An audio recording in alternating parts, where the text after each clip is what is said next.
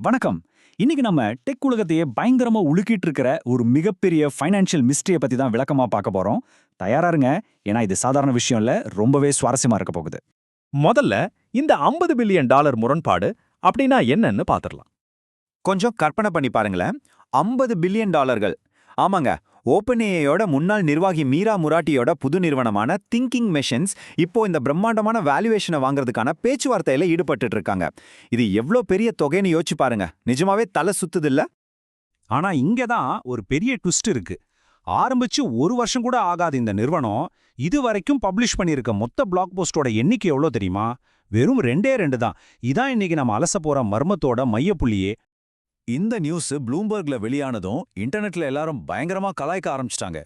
ஓஹோ, அப்போ ஒரு பிளாக் போஸ்ட்டுக்கு 25 பில்லியன் டாலர் மதிப்பு போலயே அப்படின்னு நெட்டிசன்கள் கிண்டல் பண்ணாங்க. எந்த ஒரு ப்ராடக்ட்டும் முழுசா வெளியே வராதப்போ இந்த மாதிரி நம்பர்ஸ் எவ்வளவு அபத்தமா தெரியுதுன்னு புரிஞ்சுக்கத்தான் இந்த ஒரு சின்ன உதாரணம். சரி, அடுத்ததா இவங்களோட ப்ராடக்டான டிங்கர் பத்தி கொஞ்சம் பாப்போம். இவ்வளோ பெரிய பில்லியன் டாலர் கணக்குகளுக்கு பின்னாடி இருக்கிற அந்த ப்ராடக்ட் பேரு தான் டிங்கர். இது ஆக்சுவலா என்ன பண்ணும்னா, பெரு நிறுவனங்களும் டெவலப்பர்களும் அவங்களோட ஏஐ மாடல்களை தங்களுக்கு ஏத்த மாதிரி ஃபைன் டியூன் செஞ்சுக்க உதவுற ஒரு பிரத்யேகமான டூல். பப்ளிக்கா இவங்கள பத்தி பெருசா எந்த அப்டேட்டும் இல்லைங்கிறது உண்மைதான். ஆனா நமக்கு தெரியாம திரைக்கு பின்னாடி இந்த டிங்கர் டூலுக்கு கார்ப்பரேட் கம்பெனிகள் மத்தியில ஒரு பெரிய வரவேற்பும் பிசினஸும் ரகசியமா நடந்துகிட்டு இருக்கலாம் இல்லையா?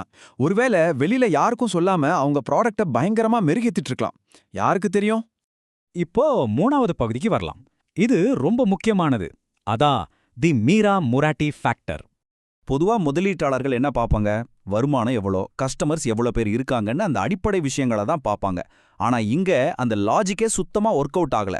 இன்வெஸ்டர்ஸ் இவ்ளோ பணத்தை ப்ராடக்ட் மேல கொட்டலங்க, மீரா முராட்டி அப்படிங்கிற ஒரு தனிநபரோட மூலபலத்தின் மேலையும் அவங்க பல நெருக்கடிகள்ல நிரூபிச்ச அந்த நாலேஜ் மேலையும் தான் கொட்டுறாங்க. இதான் முராட்டி ஃபேக்டர். அவங்களோட கரியர் கிராஃபை கொஞ்சம் பின்னோக்கி பாருங்களேன். பல வருஷங்களா ஓப்பன்ஏஐயோட அசுர வளர்ச்சியில இவங்களுக்கு ஒரு முக்கிய பங்கு இருந்துச்சு. அதுக்கப்புறம் சாம் ஆல்ட்மேனை திடீர்னு வெளியில அனுப்புனாங்க பாத்தீங்களா? அந்த பயங்கரமான குழப்பமான நேரத்துல கொஞ்ச நாளுக்கு ஆக்டிங் சிஇஓவா பொறுப்பேற்று ரொம்ப சாதுரியமா செயல்பட்டாங்க. இப்போ வெறும் சில மாதங்கள்ல பல பில்லியன் டாலர் ஹைப்போட அவங்களோட சொந்த நிறுவனம். இந்த மாதிரி மிகப்பெரிய வளர்ச்சியையும் சிக்கலான நேரங்களையும் சக்சஸ்ஃபுல்லா ஹேண்டில் பண்ண அந்த அனுபவம் தான் முதலீட்டாளர்கள் கண்ணுல அவங்கள ஒரு விலைமதிப்பட்ட சொத்தா மாத்திருக்கு. அடுத்ததா நம்ம 4வது பகுதிக்கு வந்தாச்சு.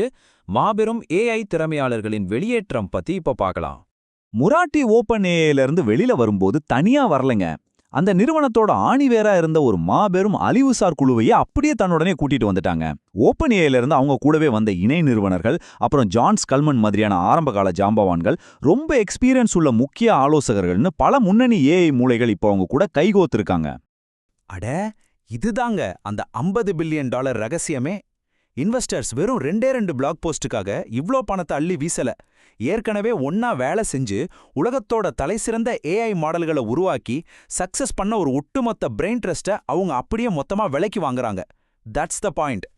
ஸோ ஃபைனலா உங்களுக்கு ஒரு கேள்வி. வருங்காலத்துல இந்த மாதிரி டெக் கம்பெனிகளோட மதிப்பீடுகள் அவங்க சம்பாதிக்கிற உண்மையான வருவாயை வச்சு அமையுமா, இல்ல வெறும் நிறுவனர்களோட ரெஸ்யூம் மட்டுமே பேஸ் பண்ணி அமையுமா? இந்த நவீன ஏஐ உலகத்துல மனித மூலதனம் எப்படி மதிப்பிடப்படுதுன்னு கொஞ்சம் ஆழமா யோசிச்சு பாருங்க. இது ஒரு செம இன்ட்ரெஸ்டிங்கான டாபிக் இல்லையா? சரி, நாம மீண்டும் இன்னொரு சுவாரஸ்யமான அலசல்ல சந்திப்போம்.